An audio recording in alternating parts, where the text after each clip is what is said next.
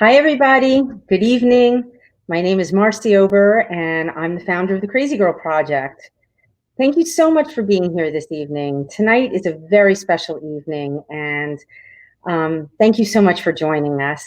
So I've been a licensed family therapist for a long time, and when my daughter, Courtney, was 13 years old, she started to struggle with her mental health. And even though I had been practicing for a long time and worked with many families, I still was up searching the internet all night trying to figure out what could actually help her. And our family got thrown into a tailspin, as happens during these things. And when she came through the other side, we decided to do something with the experiences that we had. So we decided to write a book together called The Crazy Girl Survival Guide. And we decided to start a nonprofit foundation called the Crazy Girl Foundation. And the mission of the foundation is to bust mental health stigma with humor and connection, and provide practical teaching tools that are available and accessible to anybody, and put it together in a complete package that would be a reference guide to help people that are going through these things like so many of us are. So to promote the goal of practical teaching tools and busting stigma with humor and connection, we decided to do this speaker series. And you get a front row seat with some of today's leading wellness experts. And we're so excited to be able to share these thoughts and perspectives with you. And tonight you're in for a treat. It is our grand finale of our series. And I will be introducing our speaker in just a moment, but I want to let you know that if you are watching us live, you will have access to our exclusive after party, where you will have the opportunity to meet and greet with our speakers, ask your own questions, and connect in a more meaningful way. And so if you would like access to this after party, go to our group, if you're not already a member, the Crazy Girl Survival Group on Facebook, and our amazing moderator, Fig Ali, will grant you access. And immediately after the show, you'll be able to click onto the Zoom link and join us for another level of connection and communication. So very excited for that. So without further ado, I would like to introduce one of our evening speakers. We do have a special treat and surprise of it, for you a little later on.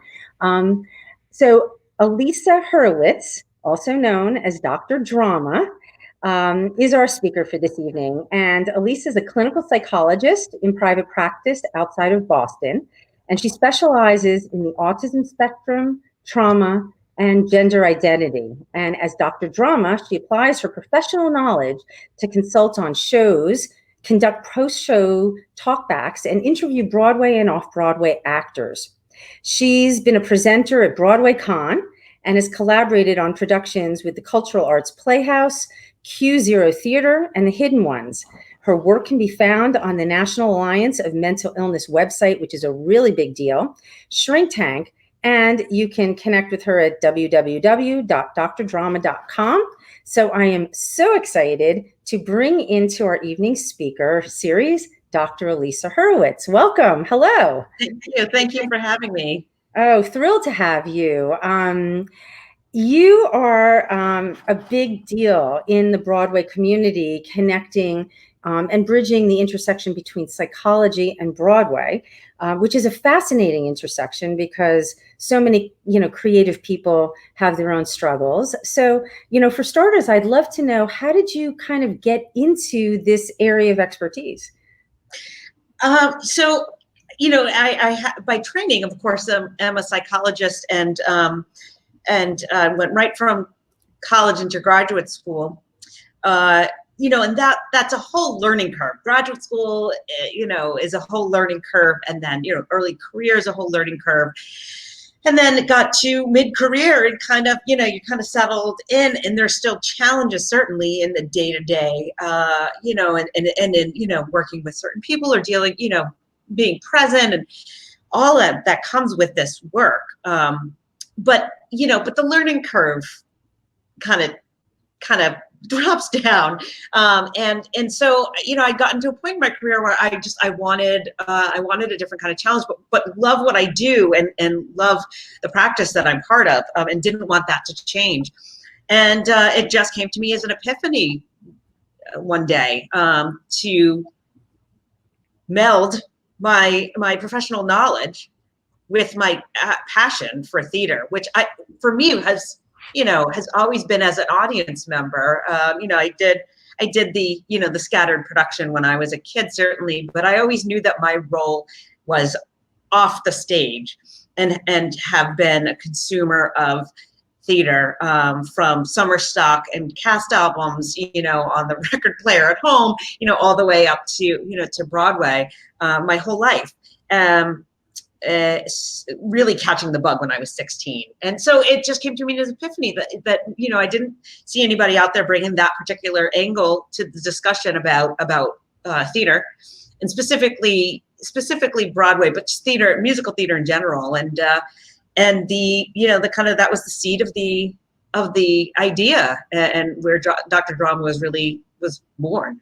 I love the name. How creative, but that makes sense, right? You're creative, you're with creative people. So you're bringing, the therapeutic hat to the creative audience and connecting on that level. And that has helped you grow as a person and a professional. I think I'm hearing you say, right? Because you want to, the learning curve, it does drop off after a while, right? And so you want to be fresh and, involved in things that matter. And I totally get that, because that's kind of why I started this whole project, to be honest. You want to bring things in meaningful ways. So awesome. You have your own speaker series, which is awesome. It's on IGTV, correct? It's on Instagram Live. So it's on my Instagram, which is the Dr. Drama, just THEDRAMA.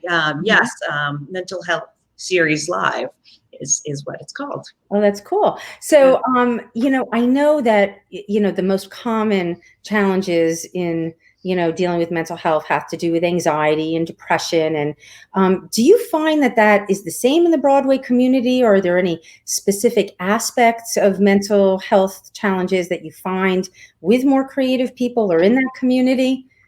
So, I will say that it's not a particular diagnosis that I see, although, I don't know of any research on that, in particular. And so maybe there is an overrepresentation of certain diagnoses in the, theater community. But to speak about it from a different angle, I would say that, especially for theater actors, it seems that there is an overabundance of people who are people pleasers, and are incredibly empathic, and so they just kind of are sponges to the world's emotions, to the world's well-being, and I think that probably lends well to how they do as actors. That access to their inner lives and to their emotional lives, but makes it can be challenging as a person, because you feel things so deeply and so just so easily. And so that's what I see. Is it's a lot of people pleasers, maybe, if anything, diagnostically, a lot of anxiety I hear about, not necessarily performance anxiety, but just anxiety, and being empaths. Yeah. The empath thing, I have been so tuned into that. And I kind of always knew what it was theoretically, but I do think that Courtney, my daughter, is definitely an empath. And, learning what that is, and learning the toll that takes on the soul, until a person understands, what's coming from me, what am I perceiving outside of myself, how do I differentiate? That's like a big deal. And so can you speak to that a little bit? Because I think a lot of people that struggle with mental health challenges are empaths. They don't even know what that is. They don't know how that affects them. So that would be great to speak to, if you would be so kind to do that. Of course. Yeah. I mean, in general, it just means, that to speak about it kind of in a vernacular sense, that it's being a sponge to other people's feelings and emotions and well-being. And so, yes, it's important to be empathetic. We need empathy to operate as human beings, as social creatures in the world. But empaths are distinct in their particular absorption of the world's woes. So for example, just anecdotally, like, if I'm talking to an actor about an aspect of a role that they've played, like maybe a character who's been through abuse, and an empath will well up with tears thinking about what that character has been through. It's very endearing. But it's taking that on. It doesn't even have to be a character, for that to happen. So for us non-actors, us non-performers, that can look like, watching the news and then, and hearing a terrible story, and then not only being upset about that, but that actually impacting your functioning that day. Mm-hmm. That's an empath. Or, in interpersonal relationships, if you're an empath and a friend is having a hard time, that you're not able to function because that friend's having a bad day. Mm-hmm. And I think that's really more common among people that, have strong emotions than people would realize. So any thoughts about, like, the thing that comes to my mind as a therapist is maybe zooming out and trying to observe with a little bit more objectivity what's going on. Like, for example, this evening, before Courtney left the house, she was in tears, and I'm like, what's going on? And she had just had a session with her therapist, and she said, they were talking about a world event. I won't necessarily go into what it was, but she said, do you know what's happening? And she just welled up with tears. She was so emotional, and I was hugging her, and I felt really bad because, at the end of that therapy session, instead of leaving feeling light and better, I think she had taken that on, and I had to kind of say, I understand it's really hard. And how do you acknowledge and then release that to some degree? Because otherwise it really impacts functioning on a daily level. Yeah. Yeah, absolutely.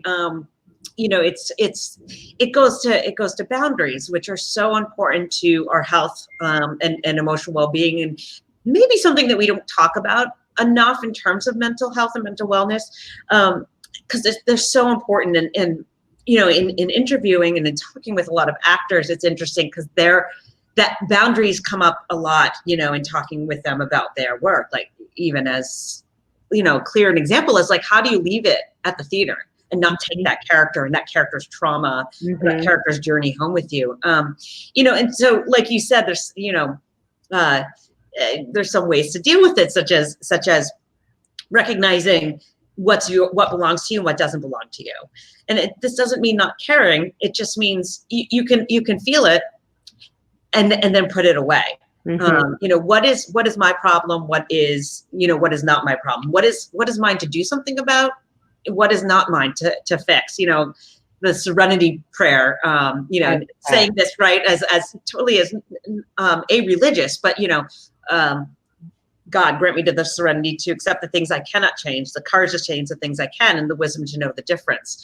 And it's definitely a muscle to work on, for sure. Oh, it is.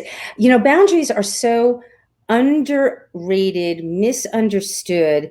I'm actually starting August 1st. In my project, we're starting something called Self-Care Month, and I'm going to do a whole week on boundaries, because I think that people don't really understand what does that really mean. And I love Brene Brown's simple definition, which is, simply the line between what's okay and what's not okay for me, right? Mm-hmm. My boundaries may be different than yours, somebody else's, but I think people, especially empathic people, feel like they're being selfish, they're being uncaring. I imagine, I don't know, I'm not in the theater community, but I imagine it's a very open-hearted, giving, connecting community. Mm-hmm.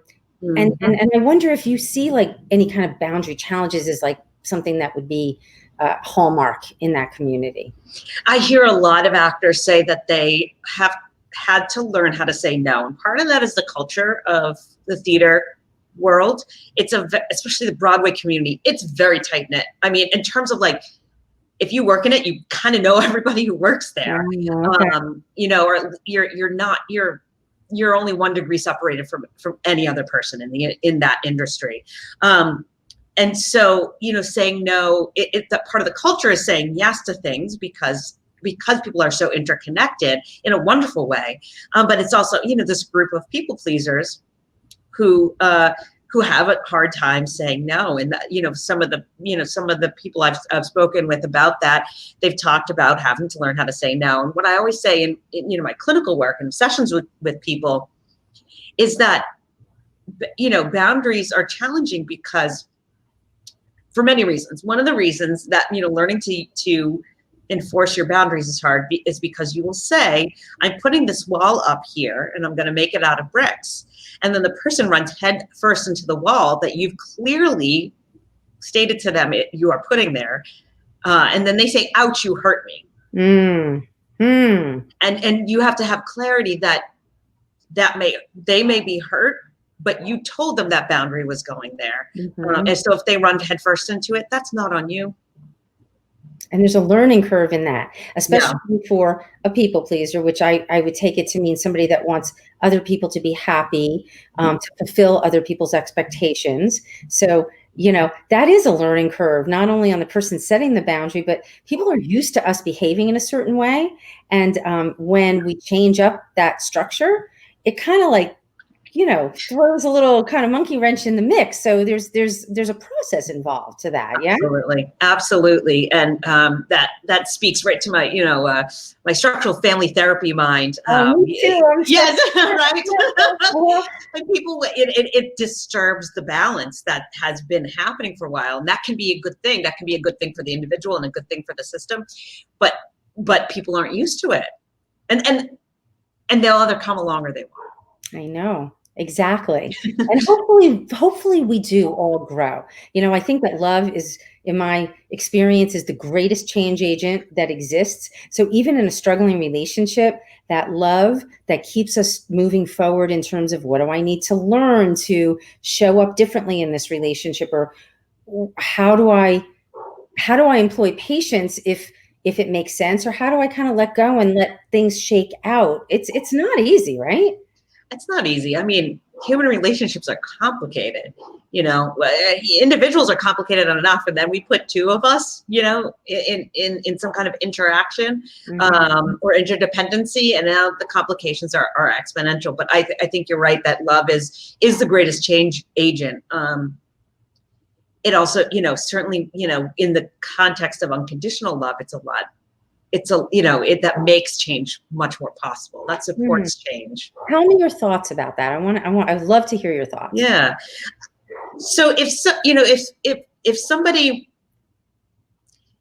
is growing and evolving, and learning about themselves and trying to do better for themselves as an individual and for their relationships, if that is in the context of unconditional love, then the family members, the friends, whatever that nature of that relationship, the partner's, love is not on the table. If that's off the table, then you can grow and change in safety. You don't have the biggest thing to lose.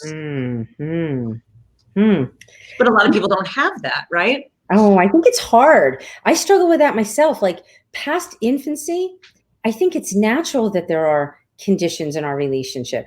I have to tell you personally, I really question even the concept of unconditional love between adults, and how does that work out in space, and how do we grow and evolve towards more unconditional love? Is that really even possible? Tell me your thoughts. I'd love to hear this. I do. I think you're pointing out something really important, which is that relationships of choice, I think there needs to be implicit conditions, which are safety, basically safety. There has to be safety and respect. I think that familial relationships are fundamentally different. One's not of the romantic nature. Like there's nothing that my kids could do that's going to stop me from loving them. Right. That's right. Right. I might disapprove or be disappointed. I'm just thinking of like I have to recover, wrap my brain around it, but the love's never going to stop. Right. Yeah. The love's never going to stop. And so they can try out, they can try out things, and they can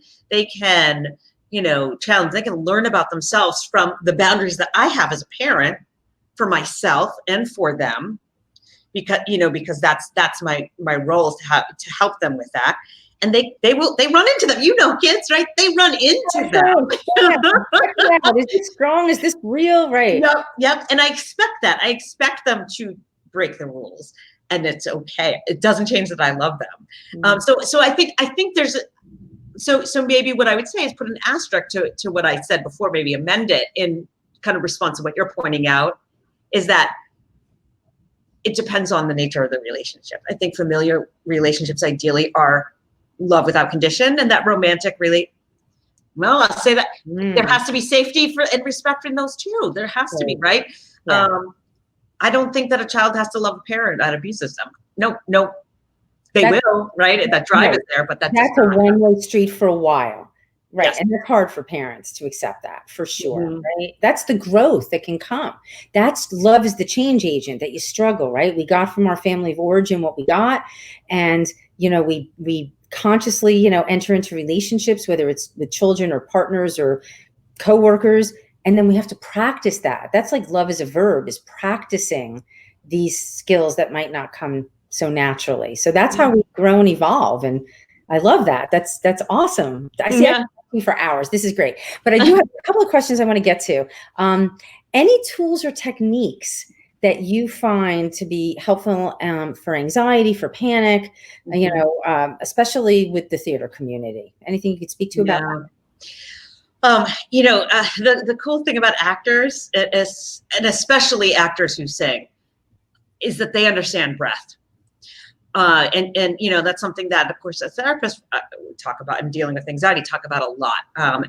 Everybody who I see who has anxiety, I teach deep breathing to. And there are so many great tools now out there, apps, that coach people through deep breathing.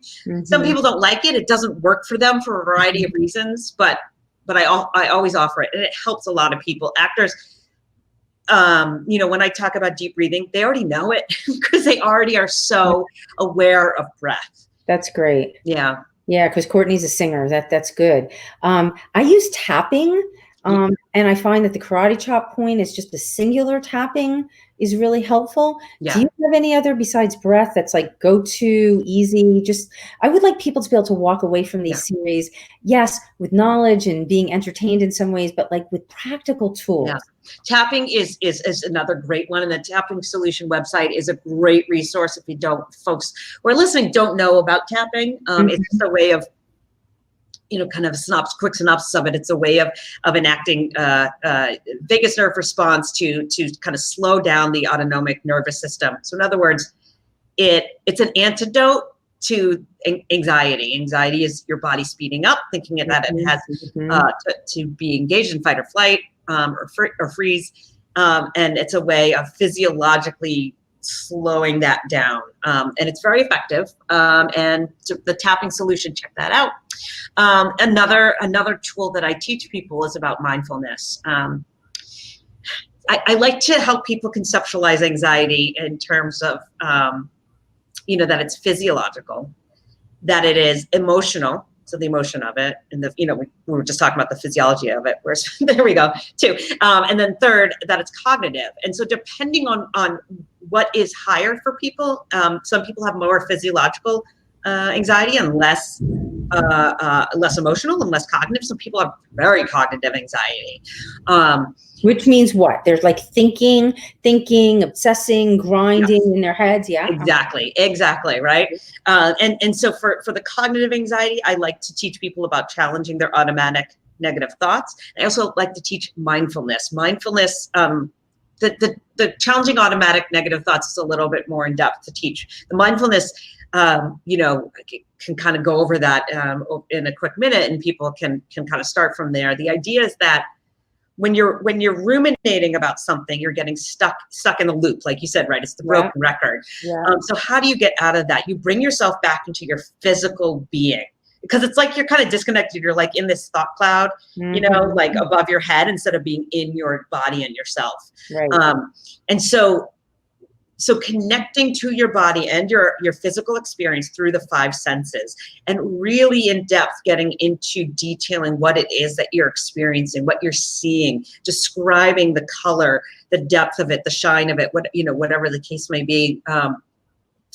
describing what you're smelling, describing what you're feeling sitting in the chair, how connected your body feels to that chair, where it is connected physically, going into those 5 senses in great detail. That brings you out of that cloud that's above your head and into your physical self. It does. One of my favorite techniques for mindfulness in the body is 5, 4, 3, 2, 1. So 5 things that you see, and really going in detail, like you said, the shine, the texture. 4 things that you can feel, cold, or 3 things that you can hear, 2 things that you can taste, and something that you can smell. And by the time you go through all of that, you're in the moment. That takes a little bit of discipline and a willingness to disengage from a process and put yourself into new, but highly effective, right? Absolutely, yeah. And it takes practice, right? It takes practice. But I like that 5, 4, 3, 2, 1. I can't own it. I don't even know where I heard it, Yeah. but people love it because it's quick and easy, and it's like a little something you put in your pocket and take it with you, right? If you know that a certain thing is a trigger, the subway, right? And like before you get on, you're kind of doing that, and when you're on, you're in it, and you're not. You can't. I never heard thought cloud, but I love that. It's great, this collaboration to share. Yeah. Beautiful. Thank you. And one more question I'm going to ask, and then I would like to bring on another special guest this evening. You talk a lot in your series about self-care, and I'm huge about self-care. Like I said, we're going to be doing self-care month. Maybe you'd like to participate in some way. I'd love to have anybody that would like to collaborate and raise the consciousness, participate. Can you talk a little bit about what self-care is and how people can start to just begin to engage a little more mindfully in those practices? Mm-hmm. Absolutely. I like the analogy. I find it very useful of that we're like cars. And if we just keep driving for, 400, 500 miles, I'm talking about a gasoline car because I can't wrap my head yet around the, renewable energy analogy, but, gasoline cars. If you try to drive for 600 miles, in a regular car without stopping for gas, what's going to happen? You're going to run out and putter out on the highway in the middle of the highway. We have to stop and get gas. And sometimes are more convenient than others, of course, to do that. But, the passengers in our car, the people who are dependent on us. And so if I'm the car and I don't stop for gas, I can't take these kids along with me. So I need to take care of myself as my priority in order to be available. You can't give it away if you don't have it. I know. And so I'll always say to people, and it kind of, as a way of modeling self-care, I'll say to patients, in the context of this discussion, that do you know what the most important part of my job is as a psychologist, as your therapist? It's taking care of myself. And that blows their mind, right? Especially, the people who fall into those categories of the empaths and the people pleasers. They think, no, the most important thing is taking care of the other people. That's my job, right? That's my role, is to take care of other people. Mm-hmm. And the same is true for actors. It's the same thing. In order to be available to play that role, to be of service, they have to be taking care of themselves. And I also I'm into analogies because I'm like a visual person. I love the analogy of, when you go on an airplane and you're traveling with small children, and they go through the whole spiel of, if the cabin loses air pressure, this is what you should do. These masks will drop down, and whose mask that you're instructed to put on first. And the people pleasers will always say the kids. I know, absolutely. It's so true. Yeah. Yeah. And it's not true, right? It's your own. Sorry. No, I'm sorry to interrupt you. No, you're absolutely right. I think we don't actually know what running out of gas means. It's theoretical, but I will share that, like, a Northeast, Jersey mom, right? Running a practice, doing this, doing that. And the more I just brought it, the more bitchy I would get, the more snippy I would get. Like my stress would come out in like I just kept it going, but like you could just ignite me in a second. And maybe I didn't recognize that as lack of self-care. Maybe, you're stretching yourself too thin. I'm just like, I'm going to muscle through it. I could just keep going. And I think we got to look at a lot of different responses. Some people shut down. Some people, fight, flight, or freeze. That, I'm a fighter. What is your natural response? And how do you tune into that and say, wow, meaningful, robust self-care, and not just like as an emergency rescue inhaler, right? Yes, that's a good one. Yeah. And I love that you're defining, what does it look like running out? It doesn't look like petering out, like your body stops going. Although it can, for some people, right? Yes, and sometimes people's bodies will scream at them, you need to stop. That will definitely happen. But it can look like, getting crispy, getting irritable. Yes. I was very crispy for a while. Yes. COVID changed that for me. I couldn't keep the pace. The universe changed that. So I had to, and I didn't know until the absence of certain stress, how much stress there actually was. So I think the mindfulness, it goes back to mindfulness and paying attention along the way, watching the gauge before you go on to empty, whatever that looks like for you. And then we'll talk more about like what self-care actually looks like. Maybe, in a future episode or series, we'll get more into it. And certainly for Self-Care Week, we will definitely dive in. Yeah. So, okay, great. I'm sorry. I feel like this could go a very long time, but I would like to bring somebody else into our conversation. And so Melissa Griegel introduced us together to each other. Yeah. Melissa's a very good friend of mine, and she's very involved in the Broadway community. I would like to introduce her. She's a photographer and a writer for Theater Pizzazz, and she covers Broadway, off-Broadway, and cabaret. She has an amazing photography studio, and she writes and photographs for 6 magazines.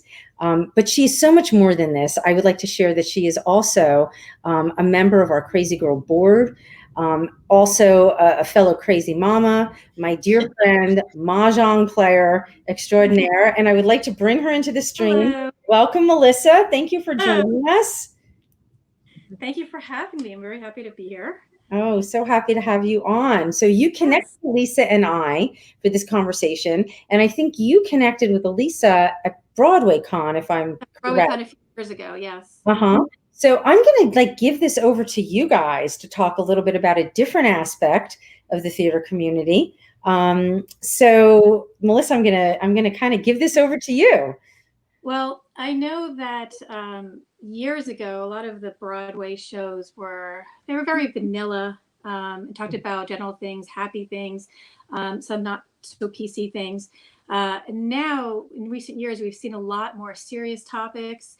We've seen a lot more topics that were previously stigmatized and taboo to talk about. And Dear Evan Hansen was the first to actually talk about suicide. I have a photo of Rachel Bay Jones we could show. Oh. Yeah, she originated the role of a mother in Dear Evan Hansen of a suicidal child. And then The Prom is all about LGBTQ issues. And in Jagged Little Pill, one of the most recent Broadway shows, I have 2 people that you personally interviewed. We have Elizabeth Stanley right here. And we also have Ava Noblezada. Noblezada is, from Hadestown. We also have, who else? You did interview her, though. I want to talk about her. But in Jagged Little Pill, I'm going to stop you for a second. Do you see these beautiful photographs? I mean, she's so talented. Oh my gorgeous. God. I love that picture. Wow. So in Jagged Little Pill, they talk about addiction, rape, victims' rights, adoption, suicide, not suicide, protests, white privilege, all kinds of things. And even the theater, for me, this was the first time I saw in the theater, gender neutral bathrooms, the playbills had preferred pronouns in it. Can you talk a little bit about some of those people I mentioned that you've interviewed, what they've said to you, and just how you feel that Broadway has changed? Yeah, it's such a great question. I mean, I want to kind of go back in time a little bit. You know, how you were saying, like, things have shifted in the content of the entertainment, the content of what the shows are about. Some shows have dealt with mental health right earlier than a show like Dear Evan Hansen and dealt with suicide head on, and the earliest that I can think of is Promises, Promises. But it's the way that it's dealt with in a show like that from the 1960s is so fundamentally different than how it's dealt with 55 years later, 50 years later. You know, in a show like Promises, Promises, it's really not, it's, you know, we understand that there are things that are circumstantial to the lead character's life, but not really kind of the psychology of it. It's kind of more a plot point.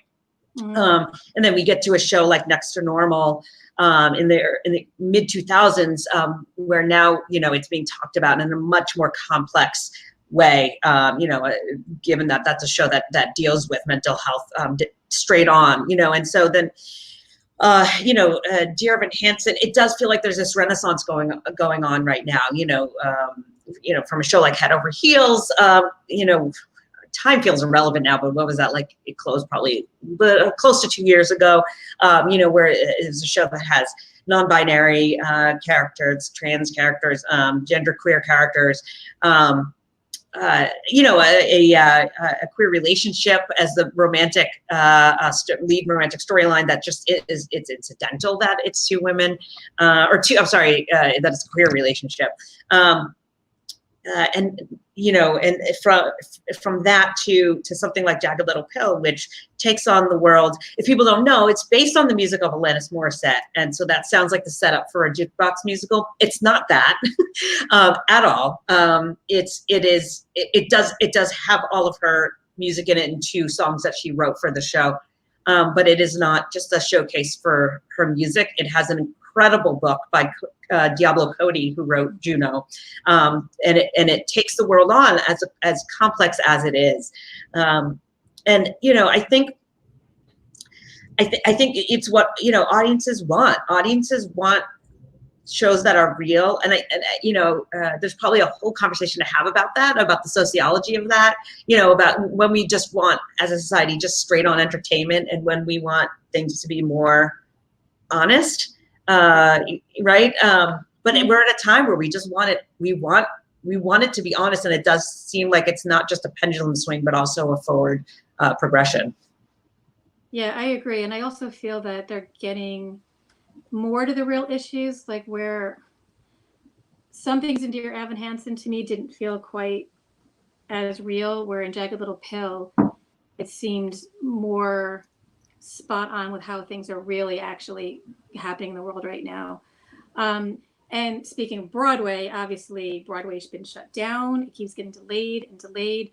All the people we know that are ushers, directors, ticket takers, actors are not working. We've lost such huge names, most recently Nick Cordero, but lots of other people. It's been very tough for the Broadway community, and I see that on my feed with all the people I'm connected to. You interviewed some people that I thought had really good feedback about how they're dealing with lots of the Jagged Little Pill cast, a lot of the Hadestown cast. Tell me what you learned from your interviews on how some of those people are dealing with the current state of affairs. Yeah, we've talked a lot about, you know, about identity. You know, so it's, you know, the people struggling, actors struggling with, who am I, you know, outside of what I do, you know, separate from that, you know, and kind of people wrapping their head around the idea that I'm still an actor, even if I'm not acting at this moment. You know, some people have said, like, it's been helpful for them to step away from forcing themselves to be creative. Like, they've all said that, you know, that it's just not helpful at you're trying to survive a pandemic at the same time. And, you know, and kind of, you know, coming around to being creative when you feel like it, giving yourself permission to not have to be creating at this time, has been really helpful. You know, for some of them, it's just been singing for themselves or playing the guitar for themselves, you know, not for anybody else. And that's been actually therapeutic for them. I know Anna Villafane was talking about that. She had led On Your Feet, the musical On Your Feet, and she had talked about playing the guitar and learning the guitar just for herself. Mm-hmm. Yeah. where do you see that the future going if Broadway keeps getting pushed back? Not just for the Broadway actors, but also for all the theater lovers in New York and all the people who are expecting to go out and go back. I hope that the field is going to evolve, and I think that's what audiences are asking for, and actually actors are asking for. There is some incredible theater that's happening virtually. Yeah. Right? Yeah. And it's interesting. I saw somebody just point this out yesterday. Jose Solis, who's this incredible New York City theater critic, and he was talking about how that it's been regional theater has adjusted so much more quickly than Broadway in terms of showcasing content and creating content and sharing content. I hope that Broadway catches up. I mean, the one kind of shining example we have is the Hamilton film that has been in the can since 2016, but they made the decision to release it in a different way than it was originally played at a different time, and that was the theater community was aglow, right? Because we had live theater in a different way, but we had live theater and we were in community together because we were all watching it on July 3rd, and that was so meaningful and so powerful. Oh, beautiful. Awesome. This is a conversation that can and should continue. These are important questions. These are important issues. I would like to ask you, Alisa, if you would share, many of the people in our community are struggling. And one thing that I would like to, be able to share with people is messages of hope. And I'm wondering if there's anything that you can share in terms of messages of hope that can be, useful and uplifting to somebody that might be struggling. Sure. I mean, I think that the thing that I think of, this, of course, none of us have ever been through something like this before. Or, if you have, you're very old. I'm sure there are a few people who have been through a pandemic before, but I also, for me, I go back to thinking about what my people have been through. What the Jewish people we've been through, time after time after time of crisis, and we still survive. We're still here. That gives me hope. And there's a reason. Culturally, we talk about these things. What we've been through. We never forget, even joyous celebrations and joyous holidays. We still take time to pause and remember the trials and the tribulations, to not forget. But that gives me hope, and that's the reason that I understand that we talk about these things, is because we've been through things before and we keep surviving. And so I know that we don't know what this looks like, and we are losing people. People are literally not surviving. But as a community and as a society, we will get through. And I think it also goes back to that quote we were saying before about like what you can control, what you can't control. You can control being part of the solution. You can control, practicing social distancing, wearing a mask, staying home, when appropriate, all of that. We can all control that. And that makes us part of the solution. It may feel really passive, but it's actually an act of choice that we make, and we can contribute to making this better. But I also think it's important to recognize that it's hard and it's difficult. But I don't want to sound Pollyannish, but really are, in this together. We're alone together. We're alone together, but we are in this together. Sheila, if possible, could you stream that quote through? We are all part of the solution. We all have the ability to impact. I said that to Courtney tonight when she was crying about this awful world event that is happening. And I just hugged her and I said, honey, that's why we all have to work to raise the consciousness, because, we might not be able to control what's going on outside of us. And certainly this pandemic has shown us how much is outside of our control. But what we do have interactive ability with, and I don't want to say control because sometimes it's so lofty and it feels so beyond us, especially if we're struggling. but we have interactive ability with being part of what we can do for our own biosphere, within our minds, within our families, within our communities. And when we come together, like we have this evening, we compound that elevation of consciousness, and maybe we can send it out and connect with other people. And by sharing all of this, maybe this is Pollyanna, but I'm going to share with you as part of the tribe that we share together.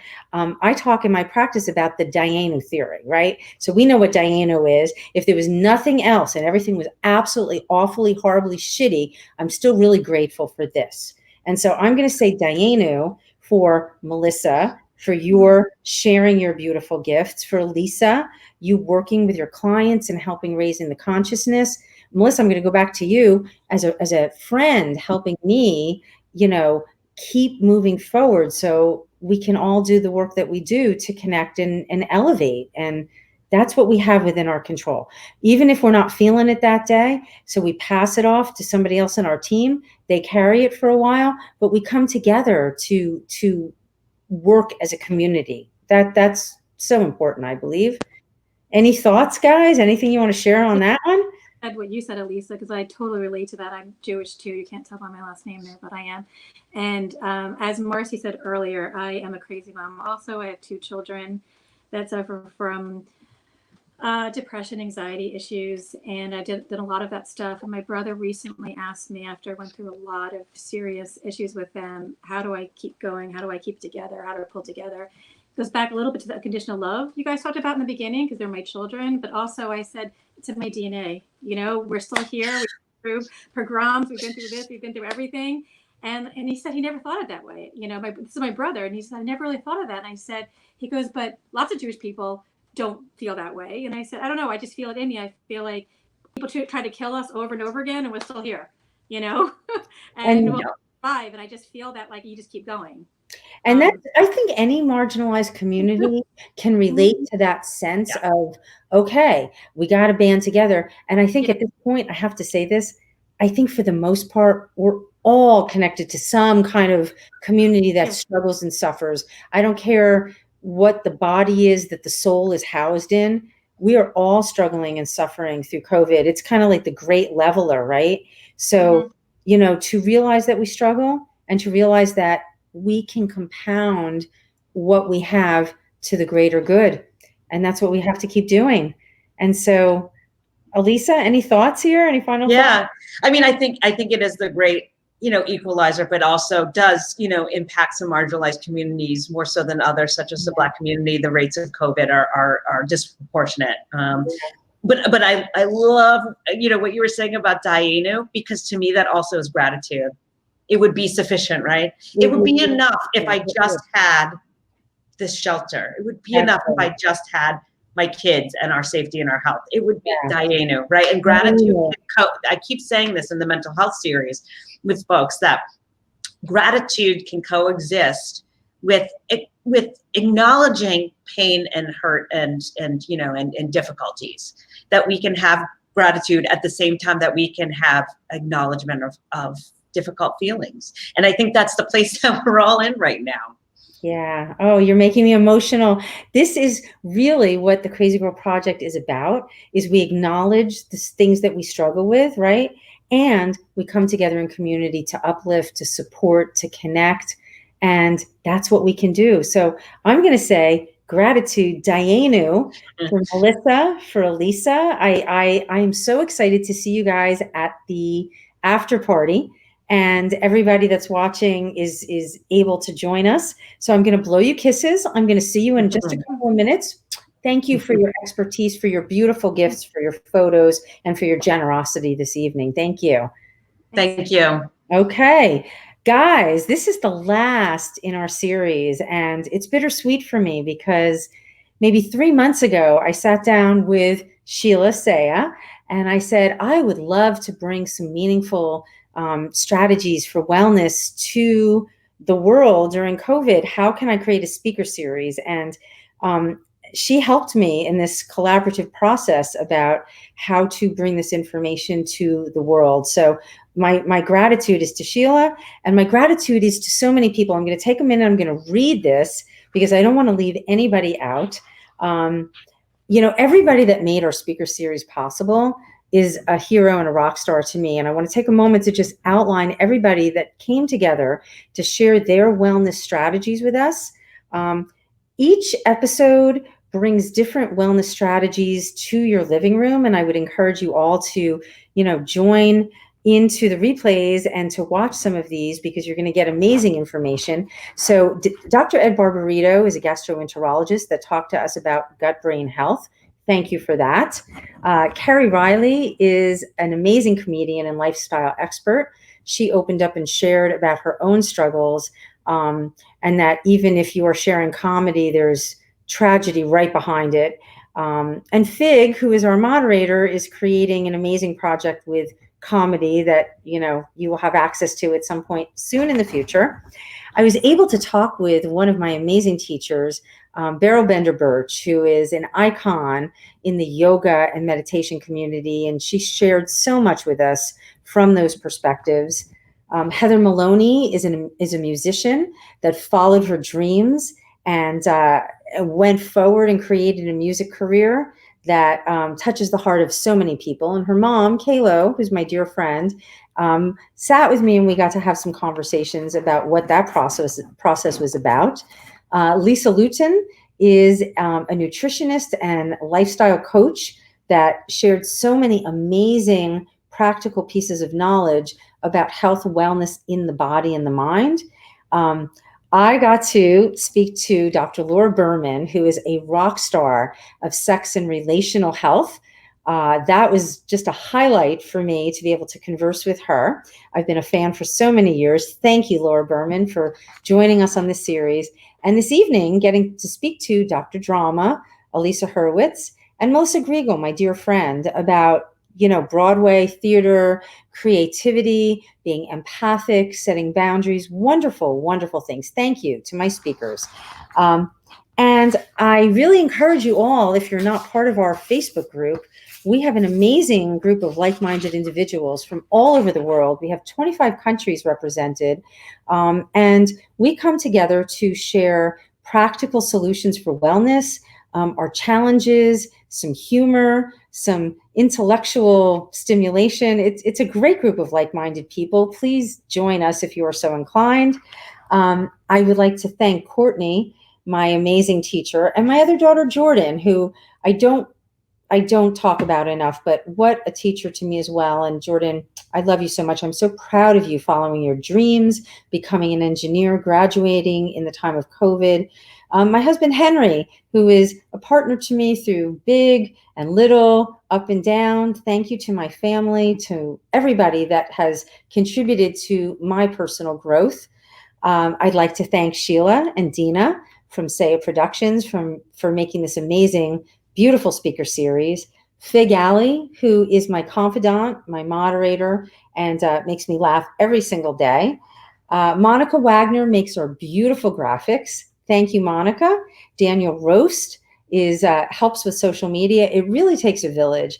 And so thank you for indulging me and taking a little extra time at the beginning and the end of the series to really just share with you the whole mission of our project. And most of all, I want to thank you who tunes in, who participates, who listens, who grows, and who elevates the consciousness of our world that needs it now more than ever. So please, I'm looking forward to seeing you guys at the after party. Reach out to us anytime, www.crazygirlproject.com, and we'll see you soon. I cannot thank you enough. Mwah. See you in the next series. Bye, everybody. They'll try to tear me down, tell me to give in, but I'll steer it with you. 'Cause I know who I am. We try to work it out, and we gon' get there together. 'Cause if I knew that better days were coming round, what would I do? Have my feet lift off the ground, keep pushing through, and don't be